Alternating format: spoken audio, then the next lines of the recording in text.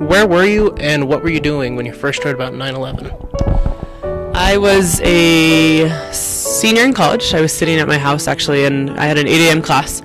And for some odd reason, I had actually turned on the news that morning, and I turned it on just as the second tower was being hit with the plane and starting to crumble. So I was wearing a black hoodie and some jeans, and I remember walking over to campus and got to my class. It was an 8 a.m. speech and debate class, and the professor was like, hey, this is what's going on. So if you guys want to stay and talk about it, we can, but there won't be class today. Where were you on the day of 9/11 when it happened, and what were you doing? I was here at Arvada High School, and I remember hearing about the airplane hitting the building as I was listening to the news on my way into the building. And yeah, now remember, oh my God. Oh my God. That looks like a second plane. Terrible. I did not see a plane go in. That just exploded. And I sat here with my first hour class, and we had it on the television. Your knowledge from? How much time do you have in a pilot? It was another Oh no, okay. explosion. And it was quite disturbing when I watched one of my students' expression on his face when the first tower collapsed. And it was just this look of absolute horror on his face.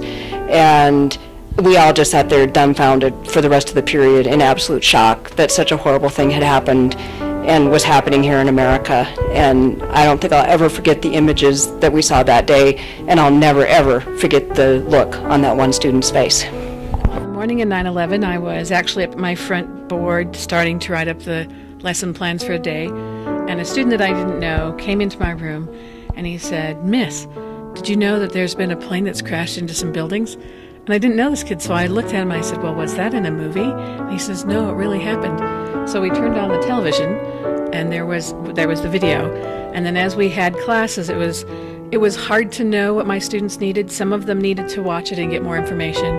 Some of them needed to just have regular class and ignore that. And some students needed some time to process. And so very quickly, the other English teachers and I got together, and we had different rooms. If you just needed to do class, you could be in one room. If you needed to watch and be with other people and talk about it, that was in another room. And if you just needed to process quietly, that was yet another room.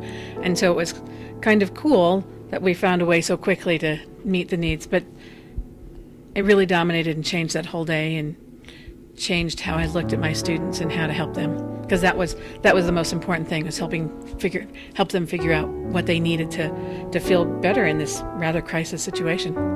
And how were you feeling? Honestly, I worried about how my own children were doing.